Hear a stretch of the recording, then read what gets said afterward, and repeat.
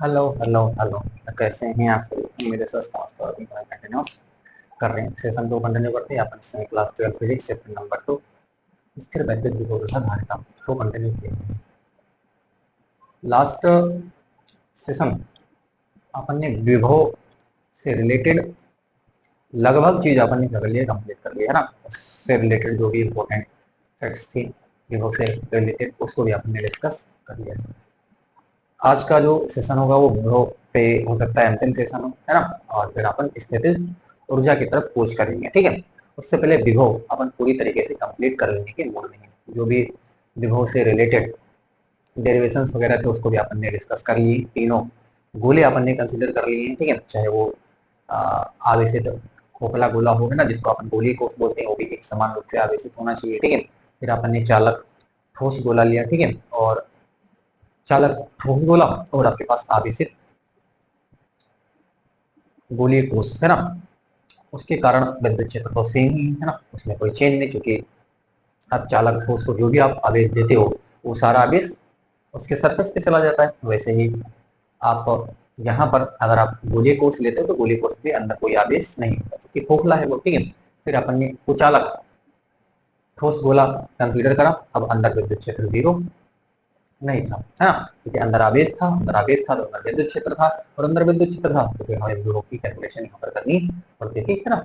ये सारी चीजें अपन ने ऑलरेडी डिस्कस जो है कर लिया है। आपने बिंदु आवेश के कारण विभव कितना होता है उसको भी अपन ने डिस्कस कर लिया है।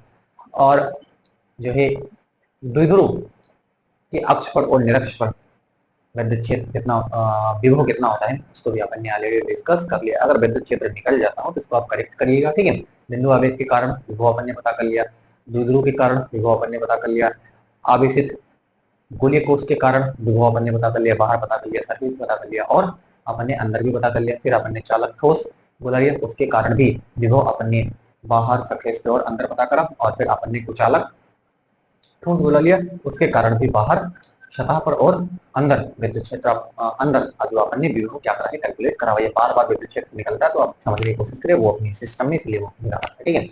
आज मुझे लगता है कि लास्ट सेशन होना चाहिए विभव पर लेकर के। फिर अपन ये चैप्टर भी नहीं खत्म हुआ, नहीं सोचो विभव खत्म चैप्टर खत्म, विभव खत्म चैप्टर नहीं खत्म हुआ है। अभी अपन को बहुत सारा मैटर इस चैप्टर से रिलेटेड आपको पढ़ना है। अभी आपको स्थितिज ऊर्जा की स्टडी आपको करानी है, लंबा पोर्शन वो भी, उसको भी आपको पढ़ना है। देन अपन जो है संधारित्र है ना, जिसको अपन जो है धारिता बोलते हैं, उस तरफ चलेंगे। और फिर लास्ट ही लास्ट आपको इंस्ट्रूमेंट जो है से आपको अवगत करवा दिया जाएगा, जिसको अपन कैपेसिटर बोलते हैं, संधारित्र बोलते हैं, और किस तरीके से संधारित्र आने से हमारे बीच क्रांति जो है आई है ना, यानी क्रांति एक जो है आपके सामने आई, ठीक है। उसको भी अपन जानने वाले हैं, ठीक है। तो इसी तरीके से देखते रहें, जुड़े रहें, है ना। सेशन को अपन बढ़ाते हैं आगे की ओर, और आप एंजॉय करेंगे ऐसा मैं आपसे कमिटमेंट करता हूँ, ठीक है। आप एंजॉय करोगे, सेशन को आप देखोगे तो सारी चीज आपको बिल्कुल समझ में आने वाली है, ठीक है। तो आज का अपना देखो, मैंने आपसे कहा विभव हो सकता है कि एग्जाम के अकॉर्डिंग वो ज्यादा इंपॉर्टेंट ना हो, लेकिन फिजिक्स के हिसाब से अगर आप देखोगे, है ना, तो ये जो चैप्टर है वो आपके लिए बहुत हेल्पफुल होने वाला है, ठीक है ना। फिजिक्स के हिसाब से आपकी समझ डेवलप करने वाला है विभव, आपको समझाने वाला है कि किस तरीके से हमारे आसपास बहुत कुछ होता है लेकिन हम समझ नहीं पाते। लेकिन आप इस चैप्टर को अगर समझते हो तो कहीं ना कहीं आपको करंट वगैरह, है ना, ये सब आपको थोड़ा थोड़ा धीरे धीरे आपको समझ में आना स्टार्ट हो जाएगा, ठीक है। चलो, तो आज अपन जो टॉपिक ले रहे हैं वो हो सकता है एग्जाम में आपसे पूछ लिया जाए, है ना। समविभव पृष्ठ, क्या पढ़ेंगे यहाँ पर? समविभव पृष्ठ। आपसे मैं उम्मीद करता हूँ कि आपने ऐसे टॉपिक्स को पढ़ रखा होगा, ठीक है ना, आपने परिभाषाएं पढ़ रखी होंगी। लेकिन मेरी अपनी अप्रोच है, आपने अगर पढ़ लिया तो उसको आप रिवाइज कर लीजिए, और बहुत सारी नई चीजें होंगी तो आप सीखिए, ठीक है ना। तो ऐसा होगा कि बहुत सारी नई चीजें आपके सामने यहाँ पर समविभव पृष्ठ से रिलेटेड आपके सामने आने वाली है। आपने नहीं जाना होगा, नहीं समझा होगा, ठीक है ना। आपने केवल जो है रटा होगा वो पॉइंट, लेकिन आपके सामने में फील, विषय को फील अगर आप नहीं करा पाए तो मेरा पढ़ाने का कोई मतलब ही नहीं। तो मैं विषय को बिल्कुल आपको टेस्ट लेकर के जाने की कोशिश करूंगा, ठीक है। अपन देखते हैं।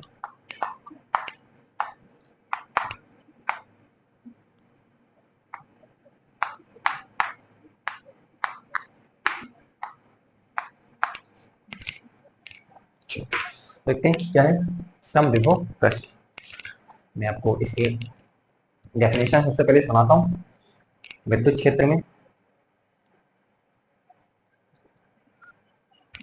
स्थित ऐसे पृष्ठ जिसके हर एक बिंदु पे विभव का मान एक समान हो, समविभव पृष्ठ कहलाती है। सिंपल से डेफिनेशन आपको याद रखनी है, ज्यादा आपको उलझना नहीं, ज्यादा बुक में आपको जो है सर्च नहीं करना है कुछ, मैं जितना आपको बता दूं उतना ही ना, उतना ही आपको सीखना है, उतना ही आपको लिखना है, आपको पूरे नंबर यहाँ पर मार्क्स आप जो है गेन करने वाले हो। ठीक है, तो मैंने क्या कहा, विद्युत क्षेत्र में स्थित ऐसे पृष्ठ जिसके हर एक बिंदु पे विभव का मान एक समान हो, समविभव पृष्ठ कहलाती है। तो इस चीज को अपन लिख देते हैं ताकि आपको थोड़ा सा अच्छा लग जाए, है ना, आप भी नोट्स बना सको, है ना, नहीं तो सीधे जब बोलते हैं तो हो सकता है आप नोट्स ना बना पाओ, लेकिन लिख देंगे सब कुछ, नोट्स आप बनाते रहो।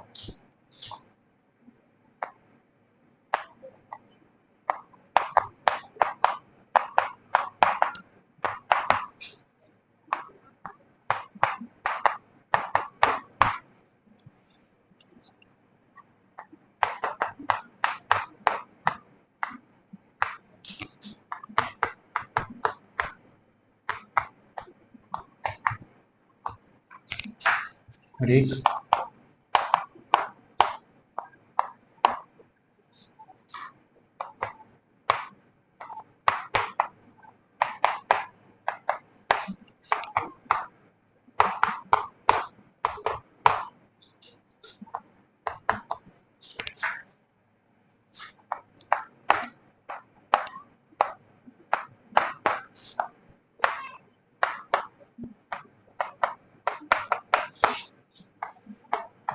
समविभव पृष्ठ कहलाता है ना। तो हमने क्या कहा, विद्युत क्षेत्र में उपस्थित ऐसे पृष्ठ जिसके हर एक बिंदु पे विभव का मान एक समान हो, विद्युत क्षेत्र में उपस्थित ऐसे पृष्ठ समविभव पृष्ठ कहते हैं। ठीक है, तो ये तो रही इसकी डेफिनेशन। अब इससे रिलेटेड जो बातें हैं उनको आपको सीखना है, वो ज्यादा इंपॉर्टेंट है। ये तो कोई भी याद कर लेगा, लेकिन इनसे रिलेटेड जो बातें हैं उनको आपको क्या करना है ना।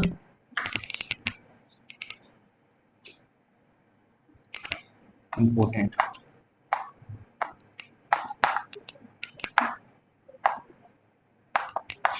नंबर 1, समविभव पृष्ठ पर, समविभव पृष्ठ पर आवेश को विस्थापित करने में किया गया कार्य शून्य होता है। मैंने आपसे क्या कहा, समविभव पृष्ठ पर आवेश को विस्थापित करने में किया गया कार्य शून्य होता है। तो इस चीज को मैं लिख देता हूँ।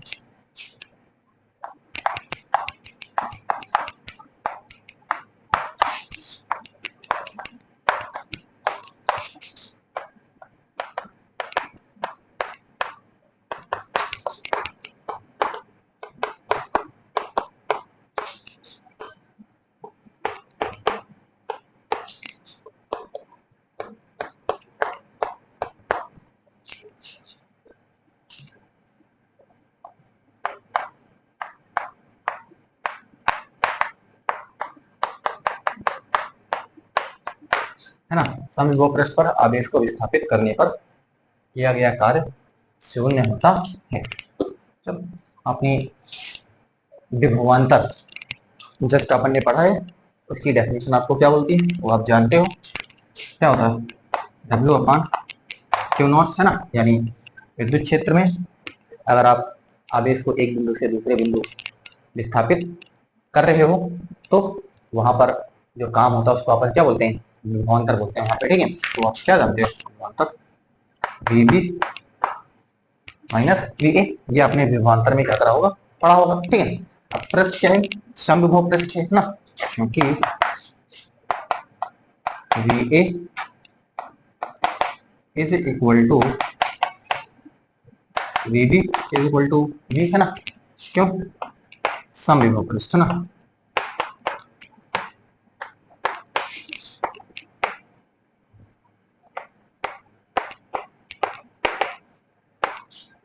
क्या है, समविभव पृष्ठ। ठीक, तो आप देखो W अपान बराबर ये V माइनस V, ये कट जाएगा, W अपान Q0 बराबर कितना हो जाएगा, 0 हो जाएगा, W बराबर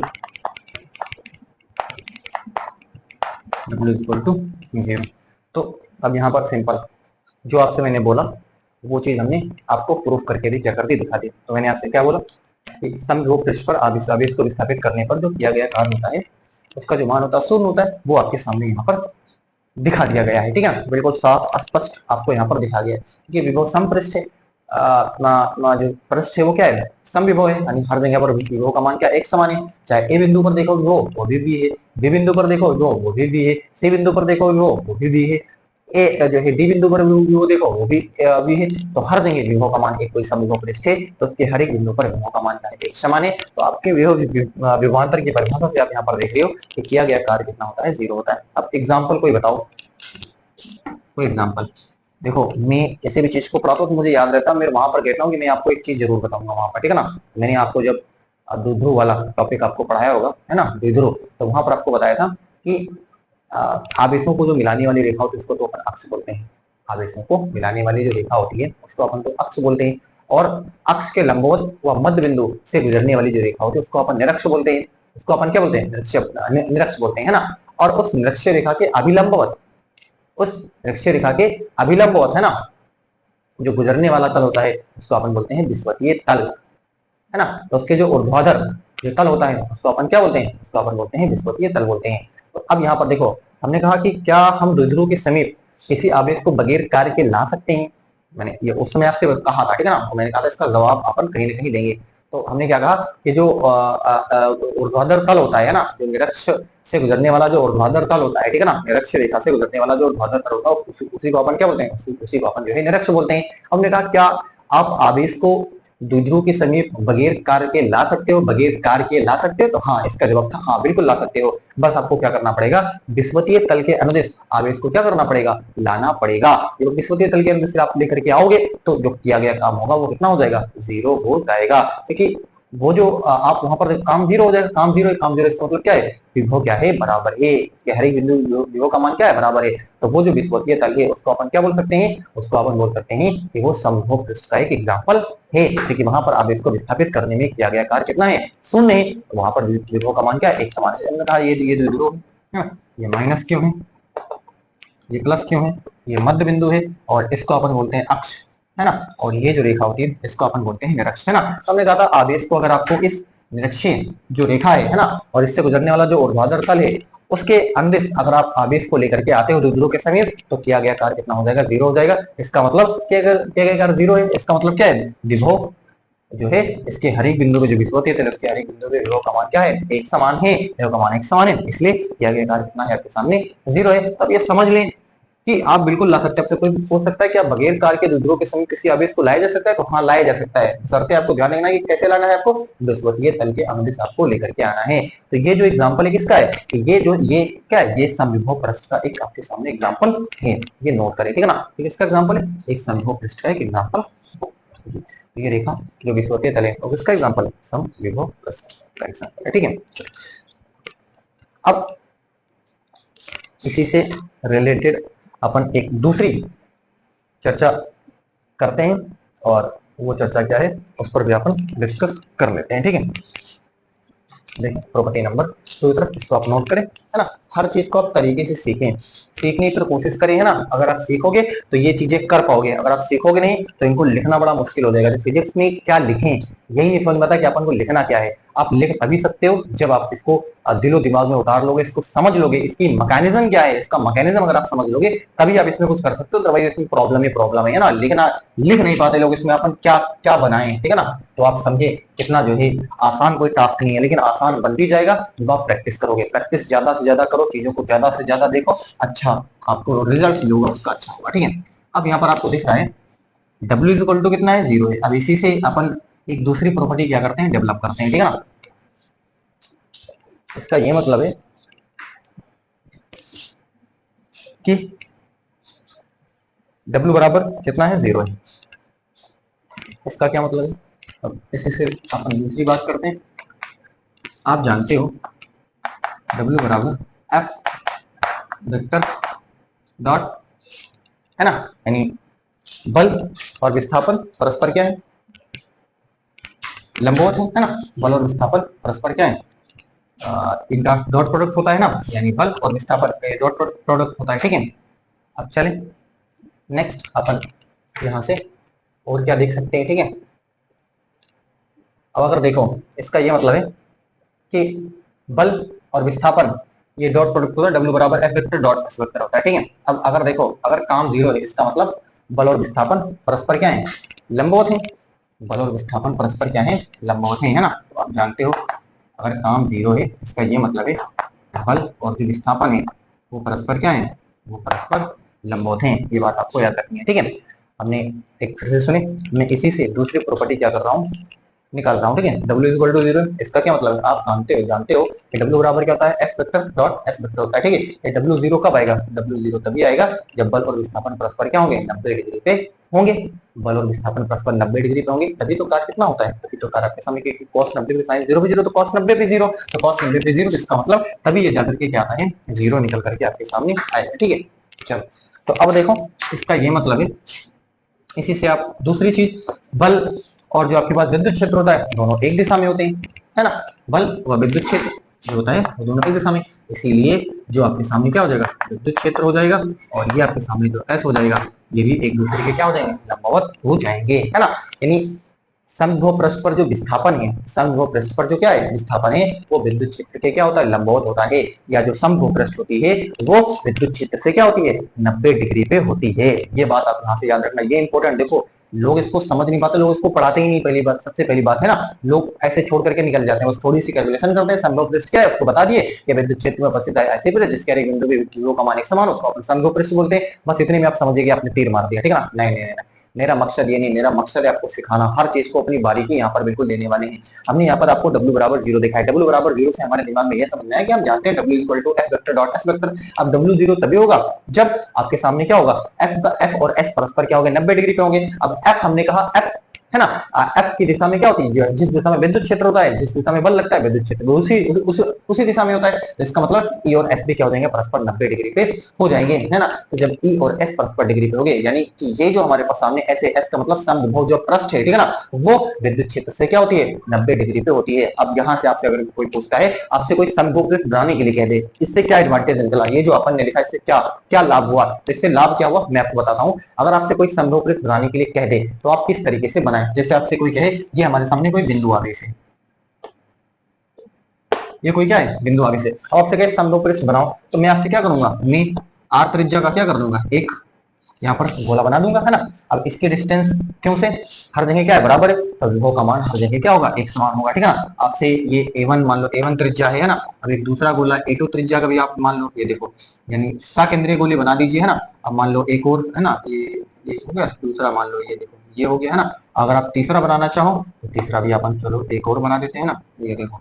तो ये जो सकेंद्रीय गोले हैं, ये क्या है, ये सारे क्या है, सकेंद्रीय गोले हैं। आप इसको देख लो, ये ए है, ये त्रिज्या बी है, ये त्रिज्या क्या है, सी है। तो अब आप देख लो A B C, A B C, ये जो त्रिज्या है इन सबका सेंटर क्या है, इन सबका सेंटर है क्यों, है ना। तो अब देख लो इनसे ये जो आपके सामने सी त्रिज्या है, इससे बनने वाला ये जो पृष्ठ हमने बनाया हुआ है, ये इसकी दूरी बराबर है हर जगह से, या ये ये ये ये दूरी सब बराबर है। तो जब दूरी बराबर है तो विभव का मान एक समान ही होगा हर जगह, ठीक है ना। ये बी भी आप देख लो, तो ये भी पृष्ठ बी दूरी पर बना हुआ है सेंटर पे, ठीक है ना। तो यहाँ पर भी इसके हर एक बिंदु विभव का मान एक समान होगा। अब ये देख लो एक ए त्रिज्या का ये पूरा गोला बना हुआ है, तो इसके हर एक बिंदु पे विभव का मान क्या होगा, एक समान होगा। तो सकेंद्रीय आपके सामने, अगर आपके सामने आवेश बिंदु आवेश है, तो सकेंद्रीय गोले जितने भी होते हैं वो सारे समभुज पृष्ठ के क्या होते हैं, आप सकेंद्रीय गोले बना दीजिए। आप कोई समभुज पृष्ठ बनाने के लिए आपसे सिंपल क्या है, कोई बिंदु आवेश है, आप समभुज पृष्ठ बनाओ, आप क्या कर दीजिए, उससे एक डिस्टेंस ले लीजिए, है ना, कोई त्रिज्या ले लीजिए और एक गोला निर्मित कर दीजिए, ठीक है ना। तो वो जो गोला होगा सेंटर से उसकी दूरी बराबर होगी, दूरी बराबर होगी तो विभव का मान एक समान ही होगा, अलग होने का कोई कारण बनेगा ही नहीं। तो बिंदु आवेश के कारण जो समभुज पृष्ठ है वो सकेंद्रीय जो गोले आपके सामने होते हैं वो समभुज पृष्ठ का क्या करते हैं, काम करते हैं, ठीक है। अब आप यहाँ पर देख लो, हाँ कैसे भी आप देखो, ठीक है। जैसे मैंने एक गोला यहाँ पर मैं आपके सामने फिर से बनाता हूँ, है ना। हमने आपसे कहा कि गोले बनाना बड़ा आसान है, विद्युत क्षेत्र और आपके सामने जो पृष्ठ होती है, ठीक है ना, वो परस्पर क्या होते हैं, 90 डिग्री पे आपके सामने होते हैं, ठीक है। तो ये हमने कहा, ये क्यों आगे से, ये आर डिस्टेंस है ना। कैसे भी आप देखो, चलो ये बना देता हूँ मैं, कैसे भी आप देखो, ठीक है। ये बल रेखा मान लो, ये सब क्या है, ये सब बल रेखाएं हैं।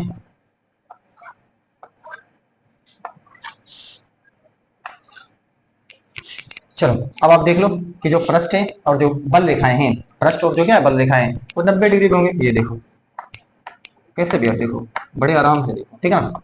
पृष्ठ और जो बल रेखा है, अब देख लो यहाँ पर।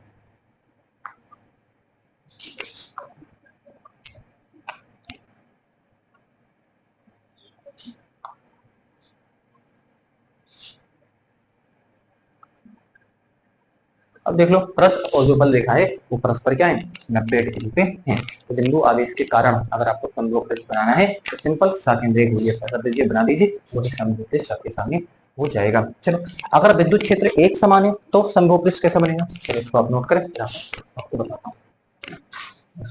अगर विद्युत क्षेत्र क्या है, एक समान है, विद्युत क्षेत्र अगर एक समान,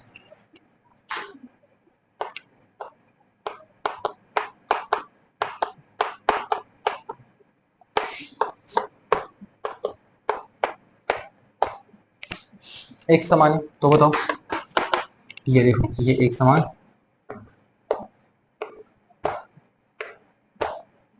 एक समान हमारे सामने क्या है, विद्युत क्षेत्र, ठीक है।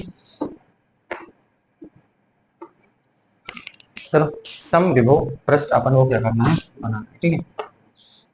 कैसे बनाएंगे, ये देख लो, यानी जो बल रेखा है और जो पृष्ठ है वो 90 डिग्री पे होना चाहिए, ठीक है। तो 3D में अपन दिखा रहे हैं, ये देख लो,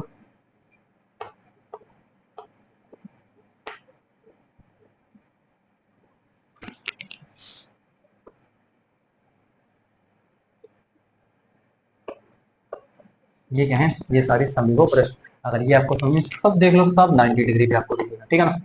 पृष्ठ और जो आपके सामने बल रेखा है वो आपको 90 डिग्री इस चीज से है ना, यानी W0 हमने पता करा है, वो W0 है, तो आप देख लो F और S 90 डिग्री पे होंगे, F और S 90 डिग्री पे हैं, तो E और S भी क्या हो जाएंगे, 90 डिग्री पे हो जाएंगे। उसके जिस दिशा में बल होता है उसी दिशा में क्या होता है, विद्युत क्षेत्र भी हो जाता है, ठीक है। चलो इसको अगर आप 2D में देखना चाहते हो, 2D में इसे देखो, ये कुछ और नहीं है, ये जो आप देख रहे हो, ये है ना, ये तीनों यही है, ठीक है। ये इसको 3D में दिखाया जा रहा है, इसको अपन कुछ 2D में क्या कर रहे हैं, दिखा रहे हैं। तो ये प्रॉपर्टी वन उम्मीद है कि आपने प्रॉपर समझोगी, तो इसमें आपको किसी प्रकार का कोई कंफ्यूजन नहीं होगा, ठीक है ना। चलिए ये थे हमारे पास समविभव पृष्ठ, उम्मीद है कि बात आप लोग को पकड़ चुकी होंगी, ठीक है। चलो नेक्स्ट बात अपन क्या करते हैं, डिस्कस करते हैं, ठीक है। फिनिश करता हूँ इसको, नोट करें, लाइट वाला कोई इशू नहीं होगा, सब प्रॉपर अभी विजिबल है पूरी तरीके से, है ना, क्लियरिटी बिल्कुल अभी आ रही है। फिनिश कर रहा हूँ इसको।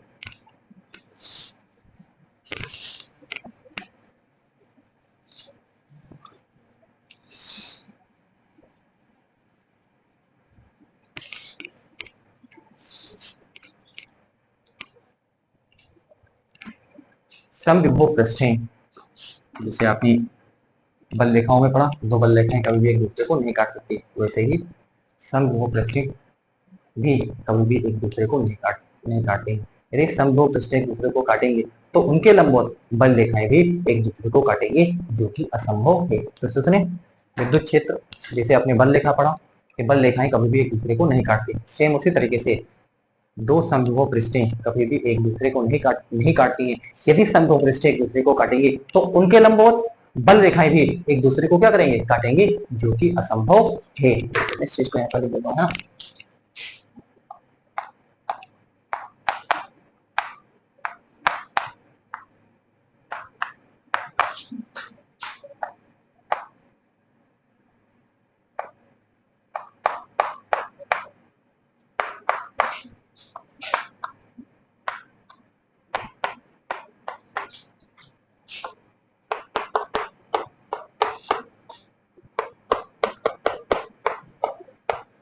है ना। समविभव पृष्ठें कभी भी एक दूसरे को नहीं काटती। यदि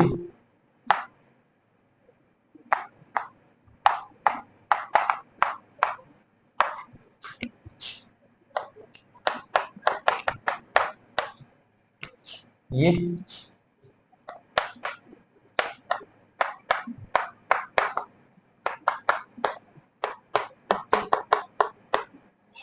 काटेंगे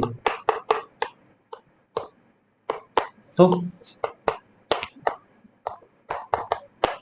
उनके लंबवत, है ना, समबाहु पृष्ठें कभी भी एक दूसरे को नहीं काटती हैं। यदि ये एक दूसरे को काटेंगे तो उनके लंबवत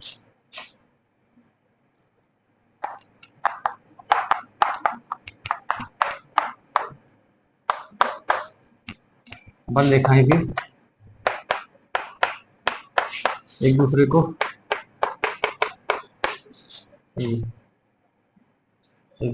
काटेंगे, है ना।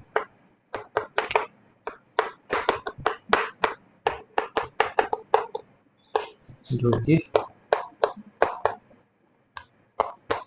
क्या है, असंभव है, जो कि असंभव है ना। तो समबाहु पृष्ठें कभी भी एक दूसरे को नहीं काटते हैं। यदि ये, है ना, यदि एक दूसरे को काटेंगे तो उनके लंबवत बल रेखाएं एक दूसरे को काटेंगे, जो कि क्या है, असंभव है। ये आप सिंपल से याद रखें, दो समबाहु पृष्ठ कभी भी एक दूसरे को नहीं काटते हैं, है ना। दो समबाहु पृष्ठें कभी भी एक दूसरे को नहीं काटते, जैसे बल रेखाएं नहीं काटती है ना।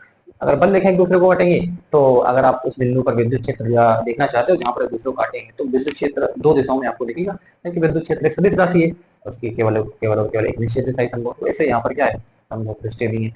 समबाहु पृष्ठें जो होती हैं वो भी कभी एक दूसरे को नहीं काटती हैं। यदि एक दूसरे को काटेंगे तो उनके लंबवत बल रेखाएं एक दूसरे को काटेंगे, जो कि क्या है, असंभव है। ऐसा हो ही नहीं सकता। आपने पढ़ा है बल रेखाएं कभी भी एक दूसरे को नहीं काटती है, ठीक है। तो ये भी फैक्ट उम्मीद है आपको क्लियर हो गया होगा। इसमें भी आपको किसी प्रकार का कोई कंफ्यूजन नहीं होगा। तो ये थोड़ी सी इंफॉर्मेशन जो है विभव से रिलेटेड वो अपन ने देने की आपको कोशिश की, ठीक है। चलो, विभव मतलब समविभव पृष्ठ से रिलेटेड। अब मैं एक छोटा सा टॉपिक और लेता हूँ जो कि आपके एग्जाम के हिसाब से पूछा जाता है। मैंने कई सेट्स में उसको देखा है जो अपन सॉल्व करते हैं, तो वो जो क्वेश्चन होता है वो सीधे डायरेक्टली क्वेश्चन आपसे एग्जामिनर पूछता है, ठीक है। उसको भी आपको मैं सिखाने की कोशिश करता हूँ। तो बहरहाल समविभव पृष्ठ वाला जो फंडा है वो आपको बिल्कुल क्लियर हो गया होगा, इसमें आपको किसी प्रकार का कोई डाउट नहीं होगा। चलो, तो मैं लेता हूँ, क्या लेता हूँ, ई तथा वी के मध्य क्या संबंध होता है। ई तथा वी के मध्य संबंध, ई तथा वी के मध्य, ई तथा वी के मध्य संबंध है। और आपसे मैं सही में बताऊं तो ये क्वेश्चन ऐसे भी आता है, कैसे आता है, सिद्ध करो, यही क्वेश्चन ना, सिद्ध करो E vector is equal to grade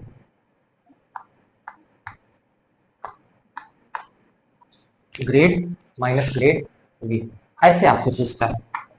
आप इसको आप देखें तो ये क्वेश्चन कुछ इस प्रकार से आपके सामने पूछा जाता है, ठीक है ना। इस प्रकार से आपके सामने ये क्वेश्चन आता है। चलो, मैं अब इसका मीनिंग आपको क्या करता हूँ, समझाता हूँ। ये एक्चुअल में है क्या, ये एक्चुअल में है, ये क्या है इसको। तो ये आप बोलेगा आपसे ई तथा वी के मध्य संबंध बताओ, या फिर आपसे ये कहेगा A vector is equal to minus grad V, ये रिलेशन आपको प्रूव करने के लिए। और आपने देखा भी होगा ये आपके एग्जाम में क्या था, वही आपके एग्जाम में आता है, ठीक है। चलो, तो मैं आपको बताऊं, अपनी इसको ऑलरेडी पढ़ चुके हैं आप। क्या पढ़ चुके हैं कि जो आपके सामने वी होता है, ठीक है,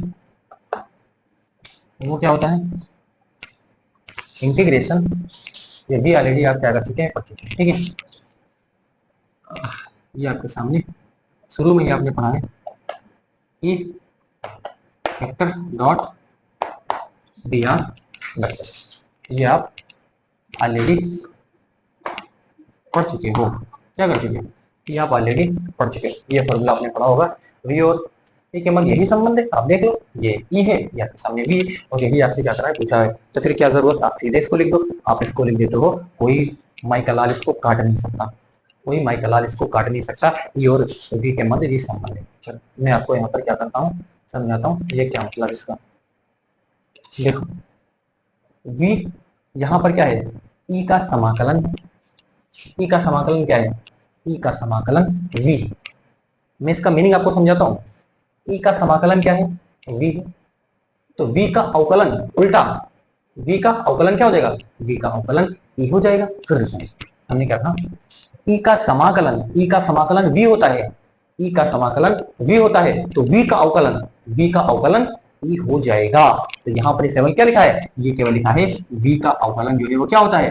v का अवकलन जो है वो e के बराबर होता है। दोनों सेम, दोनों में कोई अंतर नहीं, ठीक है ना। बस ये थोड़ा सा विस्तृत फॉर्म है, ये थोड़ा सा क्या है, अभी इसको थोड़ा सा अपन एक्सपेंड करके आपको दिखाएंगे, है ना। लेकिन अगर आप आपसे ई और बी के मध्य संबंध पूछता है तो आप इसको लिखेंगे तो कोई दुनिया का आदमी है जो इसको जो फिजिक्स पढ़ाता है, चल रहा समझ रखता है वो, ठीक है ना, फिजिक्स के, तो वो बिल्कुल आपको पूरे पूरे के पूरे नंबर देगा, आपको काटेगा नहीं। लेकिन आप इसको थोड़ा सा विस्तार करके भी आपको दिखाया जाएगा यहाँ पर, ठीक है ना। तो आप इसको समझने की यहाँ पर क्या करें, कोशिश करें। तो ई का समाकलन जो है v होता है, तो v का अवकलन जो है आपके सामने क्या हो जाएगा? v का अवकलन आपके सामने जो है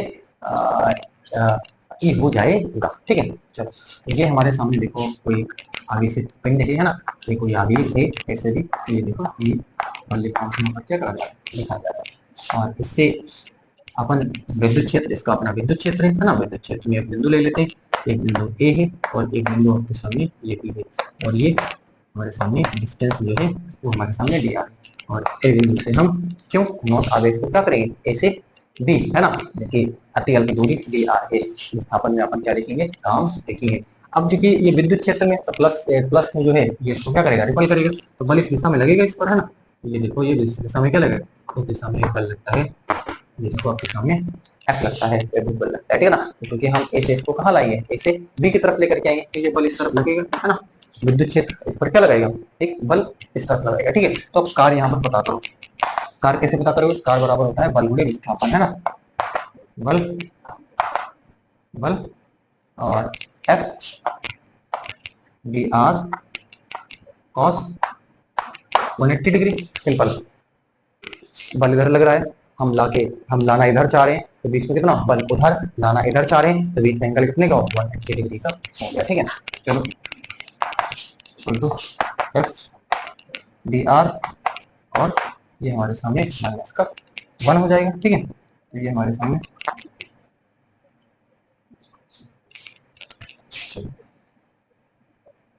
तो ये कितना हो जाएगा, W इक्वल टू माइनस का एफ डी आर, है ना। W इक्वल टू एफ बराबर हम जानते हैं क्यों नॉट ये होता है, ठीक है। तो ये हमारे सामने क्या हो जाएगा, डी आर हो जाएगा, राइट। चलो तो अब यहाँ पर आप देखोगे कि क्या हो जाएगा, सिंपल। अब थोड़ा सा देखें, इसको नीचे आप उतार लो, डी डब्ल्यू बटे क्यू जीरो माइनस का ई, ये हमारे सामने क्या हो जाएगा, डी आर हो जाएगा। चलो अब ध्यान से समझने की आप क्या करें, कोशिश करें, है ना। ए से भी विस्थापन में अपन ने काम यहाँ पर क्या लिखा है, ए से भी विस्थापन में बल F D R cos theta, तो कॉस 180 डिग्री आपके सामने हो गया, ठीक है ना। 180 में माइनस का 1 होता है, तो ये अपन सिंपल अभी। अब ये आप विभवांतर की परिभाषा पढ़ो। विद्युत क्षेत्र में ये दोनों बिंदु कहाँ पर है, विद्युत क्षेत्र में ही तो है। तो विद्युत क्षेत्र में एकांक धनावेश को एक बिंदु से दूसरे बिंदु में स्थापित करने में किया गया कार्य उन दोनों बिंदुओं के मध्य बिंदुओं का अंतर कहलाता है, विभवांतर कहलाता है। तो ये एक चल में, है ना, इकाई धनावेश को विद्युत क्षेत्र में एक बिंदु से दूसरे बिंदु तक विस्थापित करने में जो किया गया कार्य होता है उसे अपन क्या बोलते हैं, उसे अपन बोलते हैं विभव का अंतर बोलते हैं। क्योंकि d W equal to q not equal to क्या होता है, डी आपके सामने होता है। तो अब यहाँ पर समझें, ये किसके बराबर हो जाएगा, ये हो गया डीवी के इक्वल टू माइनस का ई, ये क्या हो जाएगा, डी आर हो जाएगा। तो ई बराबर क्या हो जाएगा, ई बराबर हो जाएगा माइनस का डीवी अपॉन डी आर, है ना, डीवी अपॉन डी आर, और ये आपके सामने हो जाएगा। और अगर आप इसको सदिश में देखना चाहते हो, ई इक्वल टू माइनस का डीवी अपॉन डी आर, है ना, डीवी अपॉन क्या हो जाएगा, डी आर हो जाएगा, और ये हमारे सामने हो जाएगा, ये आर के हो जाएगा। तो ये आपके सामने संबंध आ गया, ए इक्वल टू माइनस का डीवी अपॉन डी आर, ये आपके सामने आर के हो जाएगा, ठीक है। चलो ये आपसे संबंध के लिए मैंने आपसे बोला हुआ है, ये आपसे ऐसे भी कहता है ना, E equal to dV upon d r, आपके ये भी आपसे प्रूफ करने के लिए कह सकते हैं, ठीक है ना। तो ये चीज ये है ना, ये चीज ये दोनों क्या है, ये दोनों सेम ही है, दोनों में किसी प्रकार का कोई अंतर है ही नहीं, ठीक है ना। बस अभी आप देखना क्यों ऐसा इसको इसको अपन इस तरीके से क्यों लिखा, ये एक्चुअल में है क्या। अब देखो ये यही क्या होता है, संबंध होता है इसके बीच में, ई और बी के बीच में संबंध आपको दिख रहा है, ई और बी, इसमें यही आपसे पूछा है, ये ई और बी के बीच में क्या होता है, संबंध आपके सामने हो जाता है। चलो मैं इससे ये संबंध तो आपने प्रूफ कर लिया, ठीक है ना। आपको इतना ही करना, अगर आपसे डायरेक्टली आपसे पूछता है ए और बी के मध्य संबंध बताइए, तो आप इतना कर आना, इतना आपके सामने क्या है एनफ है। लेकिन इसके पीछे क्या मायने हैं, क्या छिपा हुआ है, वो मैं आपको अब बताने की कोशिश कर रहा हूँ। अगर आपसे डेरिवेशन करने के लिए कहता है, ए और बी के मध्य संबंध पूछने के लिए कहता है, अब देखो एग्जाम जो बुक लिखने वाले हैं वो इस चीज को ये क्यों कहते हैं, ये क्यों कहते हैं, इस चीज को मैं आपको क्या करता हूँ अब बताने की कोशिश करता हूँ। एक शब्द होता है प्रवणता, अब आप थोड़ी सी बात और मेरी सुन लें, इसका अपन बोलते हैं ग्रेडियंट, क्या बोलते हैं, या इसी को अपन बोलते हैं ग्रेड, क्या बोलते हैं, ग्रेड, क्या बोलते हैं, ग्रेड बोलते हैं। और इसका सिंबल क्या होता है, इसका सिंबल ये देखो, ऐसा ना, इसका सिंबल ये होता है, इसको अपन बोलते हैं ग्रेड। ये क्या होता है, ये होता है ग्रेड। तो अब ये प्रवणता क्या होती है, सुने, प्रवणता एक्चुअल में क्या होती है,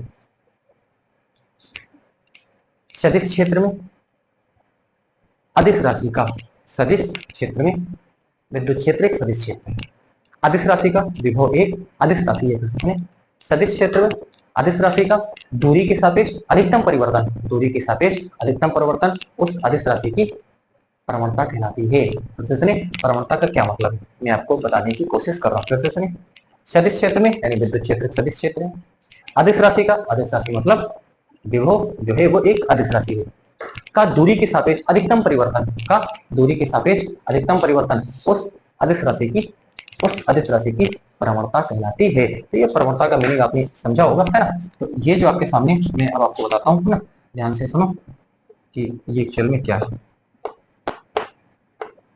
ये वो अदिश राशि अपन को पता नहीं, ठीक है। चलो तो बराबर डी अपान डी आर, और यहाँ पर वो अदिश राशि अभी आपको पता है नहीं, वो अदिश राशि आपके सामने पता है, ठीक है। चलो तो मैं अब इस चीज को अपन कैसे लिख सकते हैं, इसको अपन लिख सकते हैं आई डेल डेल डेल एक्स, है ना, प्लस जे डेल डेल वाई प्लस के आई के, है ना, प्लस के डेल डेल जेड, और ये हमारे सामने क्या हो जाएगी, डेल जेड हो जाएगा, ठीक है। अच्छा इस अब हमें हमने पूछा वो अदिश राशि हमको नहीं पता है, वो अदिश राशि मान लो है विभव, क्या है विभव, तो हमने कहा विभव की प्रवणता, क्या बोलोगे, विभव की प्रवणता। अगर आप केवल प्रवणता बोलते हो तो प्रवणता तो अपन ने सिंपल बोल ही दिया, ठीक है ना, कि सदिश क्षेत्र में अदिश राशि का दूरी के सापेक्ष अधिकतम परिवर्तन उस अदिश राशि की क्या कहलाती है, प्रवणता कहलाती है। लेकिन अगर हमने तो ये हमने वो राशि छोड़ रखी है, और हमने कहा विभव की प्रवणता, तो विभव की प्रवणता तो आप क्या कर दीजिए, यहाँ पर v भर दीजिए, क्या करिए, जहां खाली है वहां पर आप क्या कर दीजिए, ये v आप क्या कर दीजिए, भर दीजिए, क्या कर दीजिए, v आपको क्या कर देना है, यहाँ पर आपको भर देना है, ठीक है। तो अब यहाँ पर सिंपल आप देखो कि अब आपको यहाँ पर क्या दिख रहा है, ये चीज और ये चीज, ये तीनों क्या है, बराबर है। अब देखो ये अगर हमारा बिंदु स्पेस में है, ये क्या दिखाता है, ये एक्स वाई जेड, हमारा बिंदु अगर आकाश में है तो डी जो आर है, आर में तीनों अक्षें परिलक्षित नहीं होती, आर में तीनों अक्षें, जैसे हमारा बिंदु त्रिविम में है, मतलब आकाश में कहीं पर है, तो आकाश में है तो तीनों बिंदु आपके पास होने चाहिए ना, एक्स वाई जेड होने चाहिए, तो आर में तीनों अक्षें जो है परिलक्षित नहीं होती, इसीलिए हम क्या करते हैं इसको, और जो है इसको अपन इस तरीके से लिख देते हैं ना, यानी ग्रेड फॉर्म में लिख देते हैं, इसको इस तरीके से अपन लिखते हैं, इसको बोलते हैं आंशिक अवकलन, इसको क्या कहा जाता है, इसको कहा जाता है आंशिक अवकलन, इसी का नाम है आंशिक आंशिक अवकलन। तो आपको ग्रेड फॉर्म में क्या करना पड़ता है, इसको लिखना पड़ता है, क्योंकि आर में तीनों अक्षय परिलक्षित नहीं है। हमारा बिंदु आकाश में कहीं पर भी हो सकता है, तो तीनों अक्षय आर में परिलक्षित नहीं होती है ना। जब तीनों बिंदु आर में, जब तीनों अक्षय आर में परिलक्षित नहीं होती, इसलिए हमको इसको क्या करना पड़ता है, कुछ इस तरीके से क्या करना पड़ता है, इसको लिखना पड़ता है। अब यहाँ पर एक्स वाई जेड है ना, हमारा बिंदु कहीं पर भी हो सकता है। सिंपल सा इसका मतलब आप समझ लें, ठीक है। अदिश राशि का मैं आपको अगर एक लाइन में इसको बताना चाहूं तो अदिश राशि का, ये जो अदिश राशि ये तो क्या है, वी है ना। इसका क्या है, तीनों अक्षों के सापेक्ष परिवर्तन को दिखाता है। ये अदिश राशि जो होती है, इसका तीनों अक्षों के सापेक्ष क्या दिखाता है, परिवर्तन दिखाता है। देख लो एक्स वाई जेड तीनों अक्षों के सापेक्ष यहाँ पर परिवर्तन आपको दिखाता है, यानी जो अदिश राशि का ये आर आपके सामने आर, आर में तीनों अक्षय क्या होती हैं, आपके पे होती हैं, इसलिए आपको इसको इस तरीके से, यानी इसको प्रसार करके अपन इसको क्या करते हैं, लिखते हैं। हो सकता है थोड़ा सा आपको इसमें प्रॉब्लम नहीं है, थोड़ा सा टॉपिक ये कॉम्प्लिकेटेड है ना। ये चीजें बहरहाल जो आपके एग्जाम के पॉइंट ऑफ व्यू से मैं आपसे कहूँ तो इतना ही आपको करना होता है, ठीक है ना। आपसे जो पूछा जाएगा वो आपसे जहां तक करने के लिए कहता है। ये थोड़ा सा आपको प्रवणता और जो विभव की प्रवणता क्या होती है, इसको मैंने आपको एक्सप्लेन करने की कोशिश की। एक्चुअल में ये जो चीज होती है वो इसी के क्या होती है, बराबर होती है, ठीक है। इसको अगर आप समीकरण नंबर 1 बोल दो है ना, इसको अपन क्या बोल दो, समीकरण 1 बोल दो, और इसको अपन जो है अगर हम समीकरण 2 बोल देते हैं, तो समीकरण 1 और 2 से आप देखोगे तो आपके सामने बिल्कुल साफ दिख जाएगा ना। E vector is equal to आपके सामने क्या हो जाएगा, ये आपके सामने माइनस ग्रेड, ये आपके सामने हो जाएगा, ये आपसे कहता है, ठीक है। तो मेरे की बात आपने प्रॉपर समझ ली होगी, इस चीज को भी आप प्रॉपर समझेंगे, इसमें किसी प्रकार का कोई कंफ्यूजन नहीं होगा। और मुझे लगता है कि विभव वाला जो टॉपिक है यहीं पर इसको अपन फिनिश करते हैं, है ना। आने वाले टॉपिक स्थितिज ऊर्जा से रिलेटेड हो सकते हैं, मैं देखूंगा अगर कोई कंटेंट और बचता है तो उसको अपन कंसिडर करेंगे, तो फिर अपन आगे की चर्चा स्थितिज ऊर्जा से अपन कंटिन्यू करेंगे। तो आज के लिए इतना ही, थैंक यू।